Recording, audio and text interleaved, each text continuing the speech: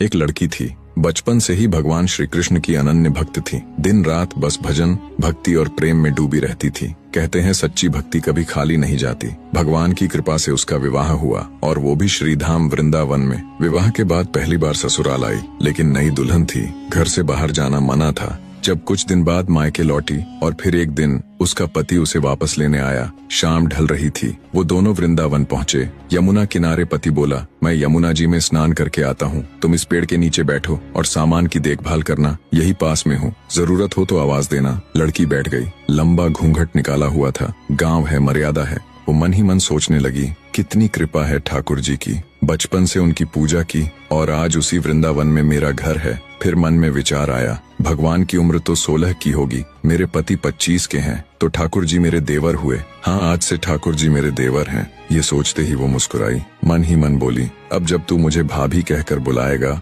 ठाकुर, मैं तुझे तभी आशीर्वाद दूंगी। तभी एक नन्हा सा बालक आया, 10 से 12 साल का, और लड़की को भाभी भाभी कहकर पुकारा। लड़की चौंक गई। मैं तो यहाँ नहीं हूँ, मुझे कौन बुला रहा है? मर्यादा में रहकर घूंघट उठाया नहीं। बालक फिर बोला, भाभी एक बार चेहरा तो दिखा दो। अब वह डरने लगी, पर वो बालक तो जिद पे अड़ा था और अचानक उसने घूंघट उठा दिया। लड़की की आंखें खुली की खुली रह गईं। इसके बाद वो बालक भाग गया। जब कुछ देर बाद उसका पति आया, लड़की ने कांपती आवाज में सारी बात उसे बताई। अरे तुमने मुझे आवाज क्यों नहीं दी? पत्नी बोली, वो तो इतने में भाग गया था। पति गुस्से में बोला, कोई बात नहीं, वृंदावन कोई बहुत बड़ा तो है नहीं, अगर दोबारा कभी दिखा तो हड्डी पसली एक कर दूंगा। जहाँ भी दिखे बस मुझे बताना। कुछ दिन बीते। एक दिन सास ने कहा, बेटा अब बहू मायके से आ गई है, कल बहू को बांके बिहारी के दर्शन करा लाओ। अगले दिन दोनों पति पत्नी श्री बांके बिहारी जी के मंदिर पहुँचे। मंदिर खचाखच भीड़ से भरा था। तुम स्त्रियों के साथ आगे जाकर दर्शन कर लो, मैं यही रुकता हूँ।